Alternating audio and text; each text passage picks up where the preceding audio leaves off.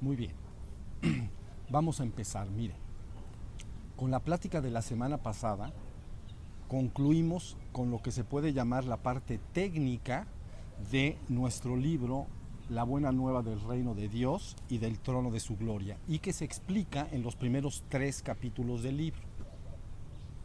El día de hoy me gustaría hacer un repaso a estas pláticas anteriores para tener un panorama global de lo que hemos dicho. ¿Okay? Como recordarán, en la primera plática entonces comentamos 2 temas principales. Uno, la imagen que podemos obtener de la Biblia en su conjunto y que tenemos aquí reflejada en esta gráfica. Y 2, el marco teórico mínimo, pero suficiente para poderlos guiar a todos hasta la verdad completa. Veamos primero entonces la imagen que podemos obtener de la Biblia en su conjunto. Miren, el Antiguo Testamento entonces inicia, como todos conocemos, con el principio del tiempo, es decir, con la creación y la caída del ser humano entonces al reino material. Posteriormente narra el Antiguo Testamento una serie de alianzas sostenidas entre Yahvé Elohim y diversos personajes bíblicos importantes.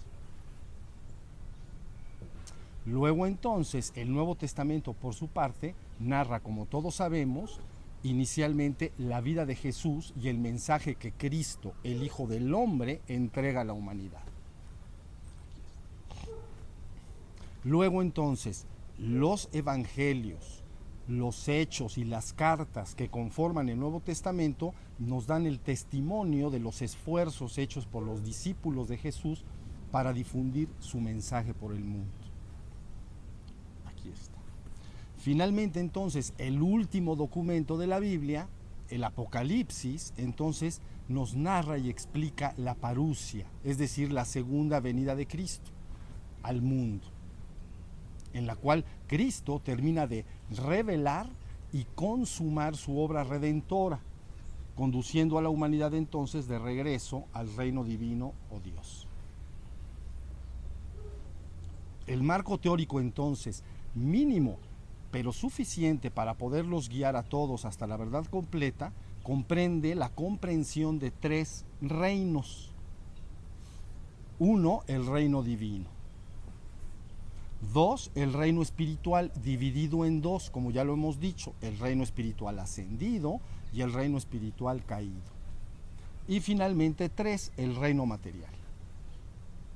Este marco teórico explica entonces que la verdad solo está relacionada directamente con el reino divino, mientras que la ilusión guarda relación simultáneamente tanto con el reino espiritual como con el reino material.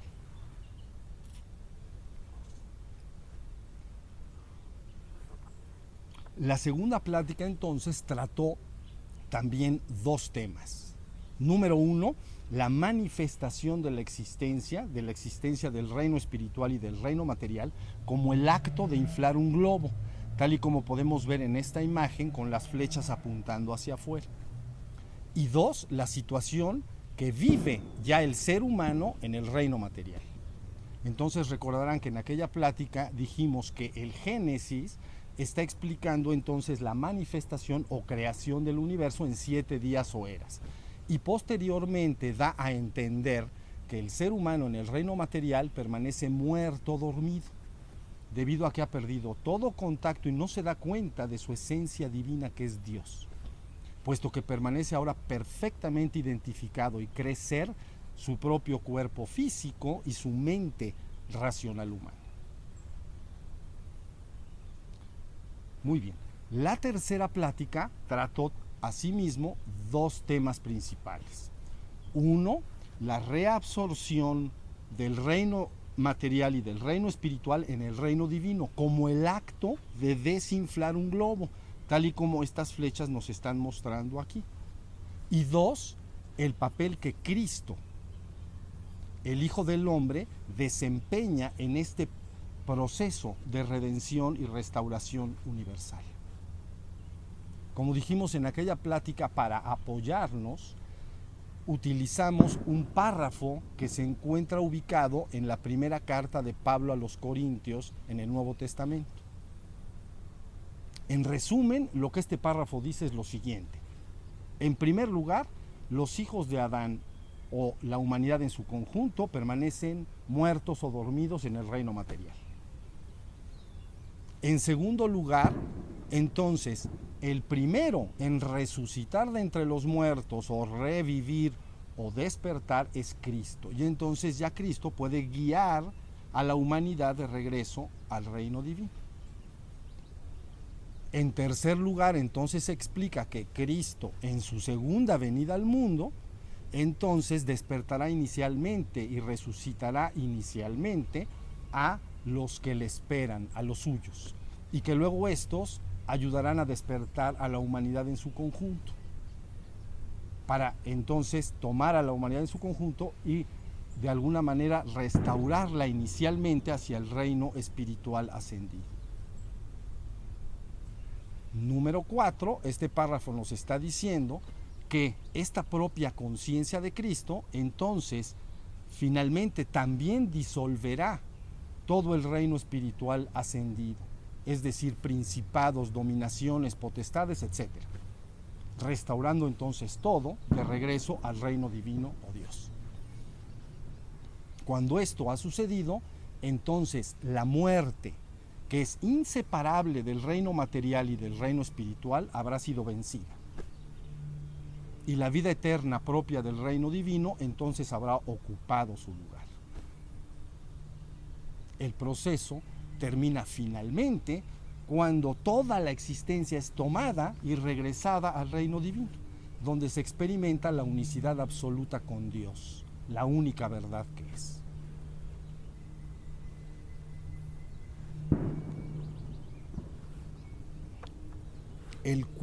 La cuarta plática entonces trató dos temas de importancia capital. Uno, lo que es la conciencia de Cristo. Y dos, el mensaje original de Cristo. Sobre la conciencia original de Cristo, sobre lo que es la conciencia de Cristo. Entonces, dijimos que cuando un ser humano o espiritual entra al reino divino, se hace una sola conciencia con Dios. Y una vez que sale nuevamente a la existencia, ya sea del reino material o del reino espiritual, lo que verdaderamente permanece es un perfecto estado de ser, sin el mínimo pensamiento en la mente, pero que vuelve a percibir la existencia que le rodea. Y dijimos entonces que este perfecto estado de ser es un estado de ser santo, puro e inmaculado.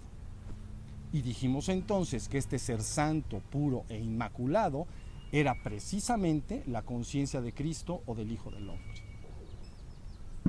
Luego, sobre el mensaje original de Cristo, dijimos que este mensaje puede ser reconstruido cuando encontramos una constante en los discursos y dichos de Cristo, es decir, en su palabra. Y como vimos en aquella ocasión, en los evangelios encontramos esta constante, y esta constante apunta directamente a realizar una clara demarcación o separación entre la verdad y la ilusión, abriendo entonces el camino de salvación para el ser humano, como ya he dicho antes, puesto que le señala con claridad la meta o el fin último que éste debe alcanzar, es decir, el reino divino o Dios. En la última plática quinta de la semana pasada, entonces lo que estuvimos viendo fue las prácticas que conviene al ser humano llevar a cabo para pasar desde la ilusión, que es el reino de la muerte, hacia la verdad, que es el reino de la vida eterna. Dijimos que para pasar del reino material al reino espiritual ascendido, entonces se deben lograr dos cosas. En primer lugar, se debe despertar o resucitar de entre los muertos, lo que implica recobrar la propia conciencia de ser, es decir, darse cuenta de que él es un ser que es. Y en segundo lugar, debe entonces purgar su mente, es decir, debe de purgar las impurezas y obscuridades que se encuentran alojadas en su propia mente consciente y subconsciente, y que pertenecen todas ellas al reino espiritual caído, es decir, el odio, el miedo, los celos, la envidia, la ira, etc. Luego entonces dijimos que para lograr este paso, ¿no? Para lograr este paso desde el reino material hasta el reino espiritual ascendido, había dos tipos de prácticas. Uno, las prácticas de atención, y dos, las prácticas de energía. Finalmente comentamos entonces que para que puedas pasar, un ser pueda pasar desde el reino espiritual ascendido hacia el reino divino, entonces existe una sola práctica, es decir, permanecer en un perfecto estado de ser santo, puro e inmaculado, por encima incluso de todos los atributos del reino espiritual ascendido, como son la paz, el amor, la armonía, la gracia, etc. Y que al permanecer en este perfecto estado de ser santo, puro e inmaculado, entonces uno se ubica a sí mismo en el punto exacto para poderse fundir con la santidad absoluta que es Dios en el reino divino, la única verdad que es.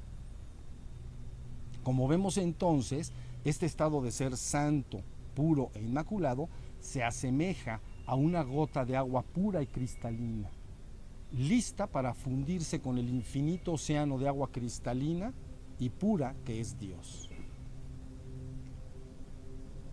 Muy bien, con lo dicho hasta aquí, entonces podemos dar por terminada esta plática para continuar ahondando la semana que entra en el tema que nos ocupa.